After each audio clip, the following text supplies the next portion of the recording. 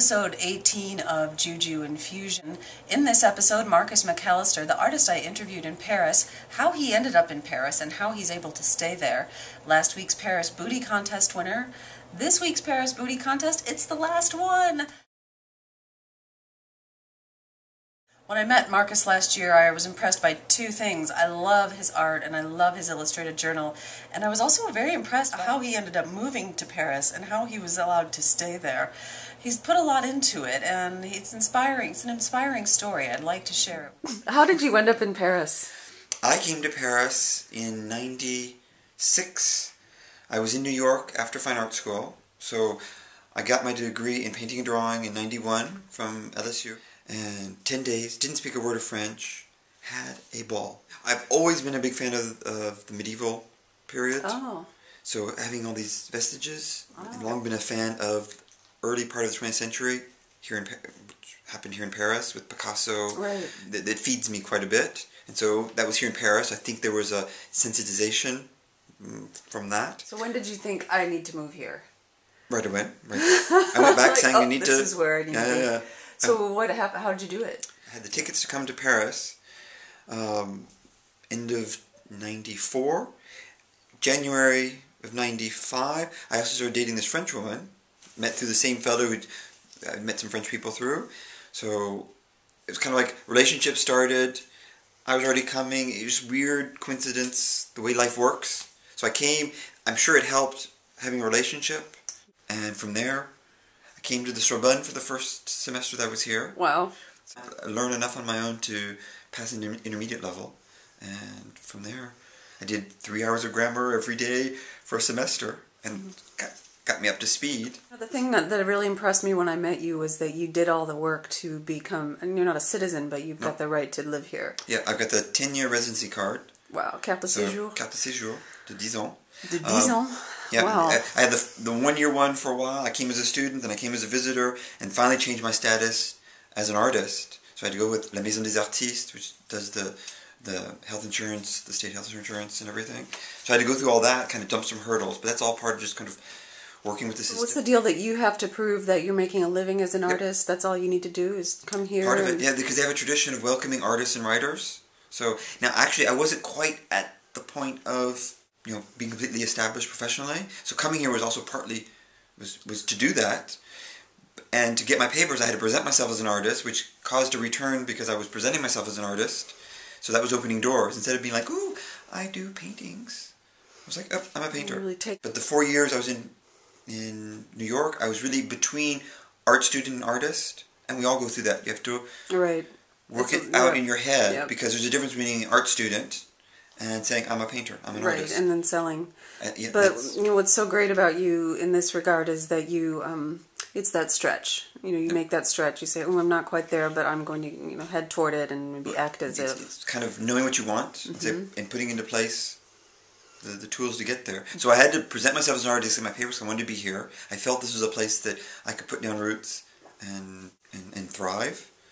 14 years later, apparently it's the case. I do want to start the naturalization process. Wow. The double nationality, so I could vote here. Well, yeah, coming here was a good choice. I have the advantage of being a foreigner with Marcus McAllister when it's all Jean Dupont in a group show and Marcus McAllister. That is something that helps. Now I'm fluent in French, so I can banter, I can make jokes in French. That helps because that opens doors. See, 2002 was when I really felt like I was flying solo just with the artwork. So that was 11 years after getting my degree. Coming here, doing what I had to do. A lot of people would give up. Yeah, but you got to just kind of keep on keeping on. One of the things for me, the confluence of events, the important thing was the sketchbook. Ah. That's been the how do we say that? That's been the fil, the thread. The thread. That's been the defining. When I was in New York, in between art student and artist, sketchbook is what I was doing. I was doing a little bit of painting and artwork. Even at one point, I had a studio. But I was fine art school, learning techniques, ideas, art history and everything. That's great. I had some professors for different classes saying you have to keep a sketchbook. And I got bit. There's no other way to say it. I got bit. From the beginning, the rules that I'm still working under in my sketchbook were in effect. Always carry the sketchbook with me and to not go back.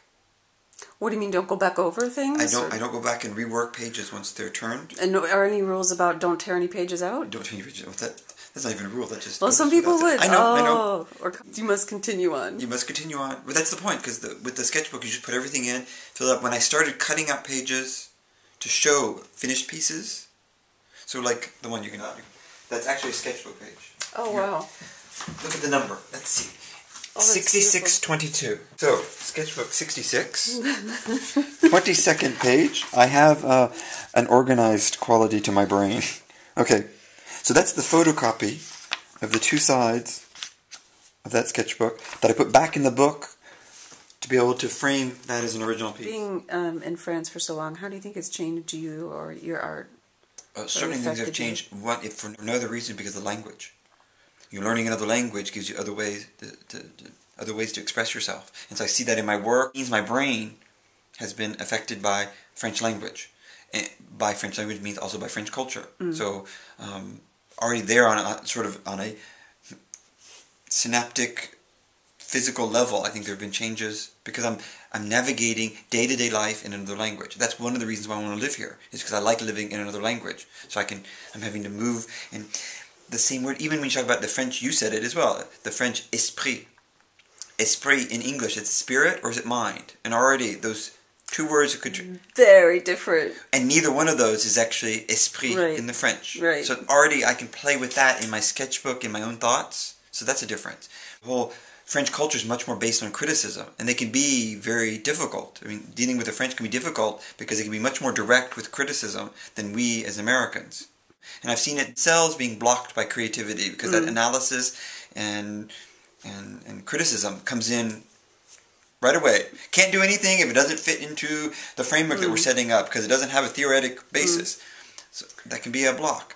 But I've learned as well from that. I've learned how to accept criticism. I've learned how to deal with, direct criticism in a different way than I would have learned in the United States. It's not an attack. It's not an attack. It's an aggressive manner, but it's a way of, because the person likes the work, they want to prove it. Or they want to test it. They want to faire l'analyse. Exactly. It's all about, is it real? And then, because I answer correctly, they're like, wow. In a show, I am here on Sunday afternoons. I never know who's going to come. That's fun. And Marcus hosts an open studio every Sunday. My upcoming Curious Paris excursion, we'll be going to visit him. Now, when you come to Paris with me on a Curious excursion, we'll be filling your notebooks with lots of fun things and inspiration. And you may not be moving to Paris forever to be an artist, but you'll be an artist there for a week at least. It's coming up October 19th through the 25th. Early registration deadline is August 19th, so contact me, find out more at originalimpulse.com about how you can come to Paris with me in a couple of months and play artist. This is one of my favorite shops in Paris. It's a shop for dishes and houseware, but it's deep discount. So this is the kind of stuff that you see in the States, but it's really expensive.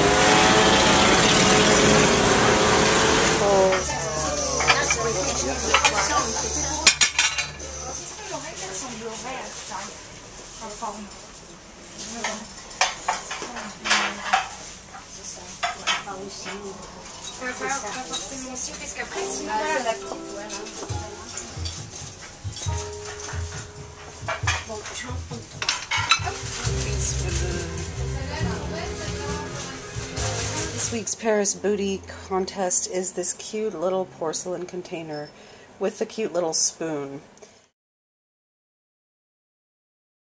What do you need to contain? What do you need to focus on? Answer this question in a comment below and be entered to win this.